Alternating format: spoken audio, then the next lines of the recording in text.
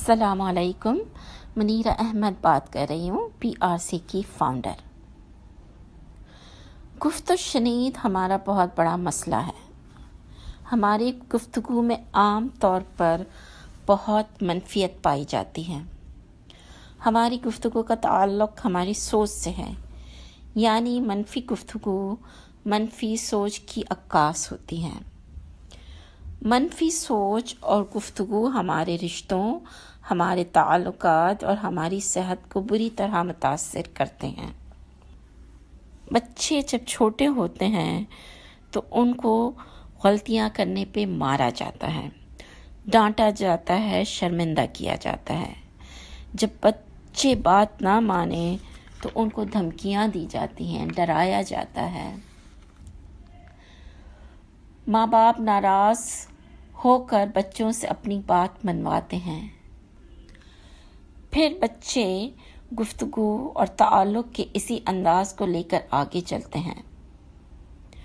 اسی لیے جب ہمیں کسی کی کوئی بات سمجھ نہیں آتی تو ہم طعنے دیتے ہیں، بات منوانے کے لیے ناراض ہونے کی دھمکیاں دیتے ہیں، غلطیوں پر دوسروں کو شرمندہ کرتے ہیں۔ ظاہر ہے اس سے ہمارے تعلقات کی صحت متاثر ہوگی، چاہے وہ والدین اور اولاد کا رشتہ ہو، میاں بیوی کا رشتہ ہو، دوست احباب ہوں یا افسر اور ماتحت۔ یہی وجہ ہے کہ آج ہمارا معاشرہ شدید انتشار کا شکار ہے۔ گھر گھر میں پھوٹ پڑی ہوئی ہے، ہر کوئی ایک دوسرے سے نالاں ہے۔ ضروری ہے کہ ہم اپنی سوچ اور گفتگو کے انداز اور رویوں کو مثبت کریں۔ گفتگو کے انداز کے بارے میں کچھ بات کرتے ہیں۔ گفتگو کے 4 انداز ہوتے ہیں۔ پیسو انداز، جنہوں نے ڈری سہمی زندگی گزاری ہے وہ اپنے دل کی بات کرنے سے ڈرتے ہیں، دوسروں کی ہاں میں ہاں ملاتے ہیں، ہر وقت اندیشے میں رہتے ہیں، دوسروں کی ناراضگی سے ڈرتے ہیں، ہر وقت دوسروں کو خوش رکھنے کی کوشش کرتے ہیں، اختلافات سے بچنے کے لیے بہت کچھ سہتے رہتے ہیں۔ گفتگو کا ایک اور طریقہ ہے ایگریسو۔ ایگریسو لوگوں کا انداز جارحانہ ہوتا ہے، غصہ ان کی ناک پر دھرا رہتا ہے۔ چونکہ یہ اندر سے خوفزدہ ہوتے ہیں اس لیے دفاعی طور پر دوسروں کو خوفزدہ رکھتے ہیں۔ یہ ہر بات میں دوسروں کو نیچا دکھانے کی کوشش کرتے ہیں۔ یہ اپنے اندر کے خلا کو ظاہری احساس سے برتری سے پورا کرنے کی کوشش کرتے ہیں۔ تشدد ان کے لیے خود دفاعی کا ایک طریقہ ہوتا ہے۔ تیسرا طریقہ ہے پیسو ایگریسو۔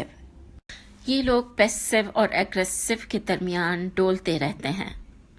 موڈ اچھا ہو تو پیسو، کبھی سامنے کوئی عالی مرتبہ یا بااثر شخصیت ہو تو پیسو، اور اگر موڈ خراب ہو یا سامنے کوئی کمزور ہو تو ایگریسو۔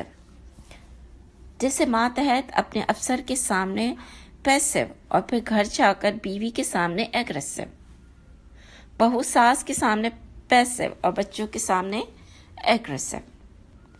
یعنی ہم نے گفتگو اور رویوں کے 3 طریقوں کے بارے میں بات کی: پیسو، ایگریسو اور پیسو ایگریسو۔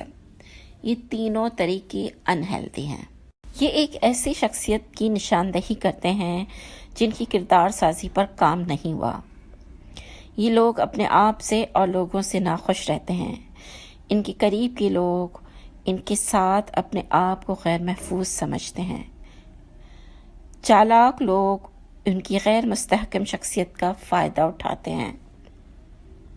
غرض کہ یہ لوگ عموماً سخت ناگوار زندگی گزارتے ہیں اور اکثر حسد، بغض، کینہ اور عداوت جیسی روحانی بیماریوں کا شکار ہوتے ہیں۔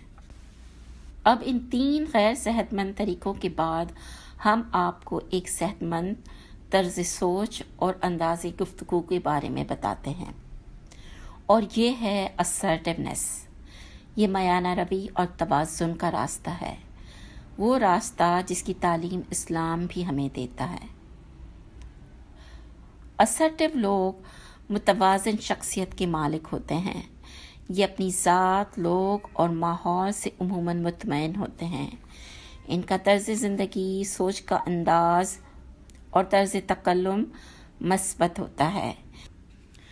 یہ گلا شکوہ، طعن و تشنیع، الزام دہی سے گریز کرتے ہیں۔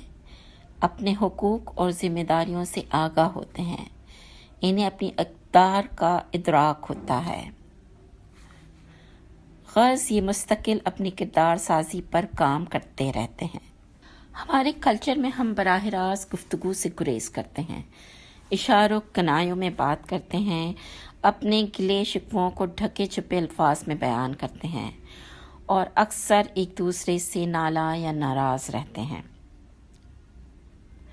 جہاں بہت کچھ بدل رہا ہے وہاں ہمیں ان منفی رویوں کو بدلنا ہوگا۔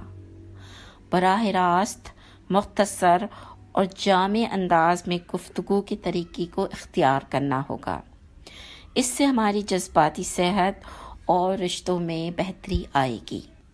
اسرٹیونیس میں ہم اپنی اور دوسروں کی عزت کا پاس رکھتے ہیں، اپنی اور دوسروں کی ضرورتوں کا خیال رکھتے ہیں، اپنے اور دوسروں کے حقوق سے آگاہ ہوتے ہیں، گلے شکووں، طعن و تشنیع اور الزام تراشی کے بغیر براہ راست بات کرتے ہیں۔ کیا ہوا؟ حقیقت کیا تھی؟ کیا تکلیف پہنچی؟ کیا محسوس کیا؟ اور آئندہ کیا ہونا چاہیے؟ اپنی ضروریات اور توقعات کا بلا جھجک اظہار کرتے ہیں۔ مثال کے طور پر، رات کو آپ نے برتن نہیں دھوئے۔ گندے برتن رات بھر پڑے رہیں تو کیڑے ہو جاتے ہیں۔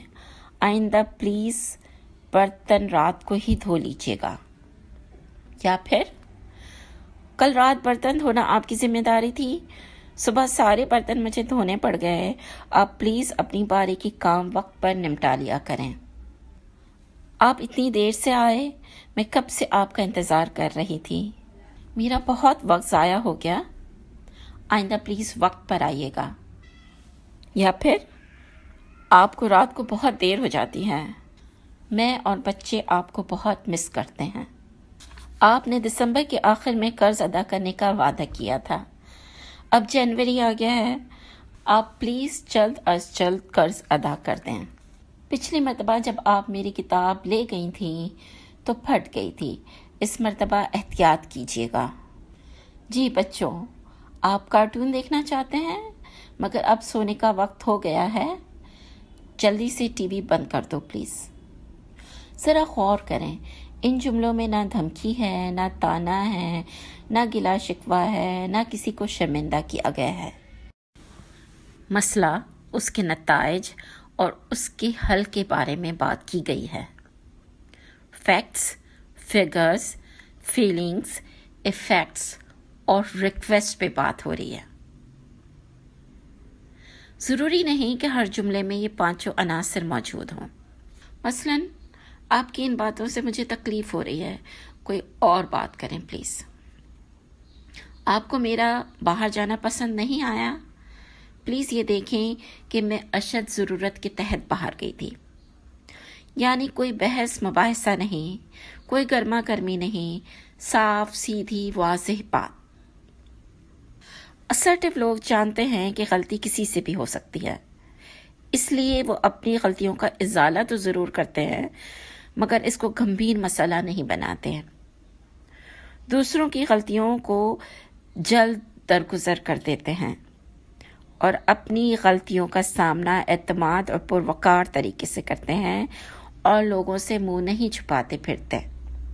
اسرٹیو لوگ اپنی جائز توقعات اور ضروریات کا برملا اظہار کرتے ہیں۔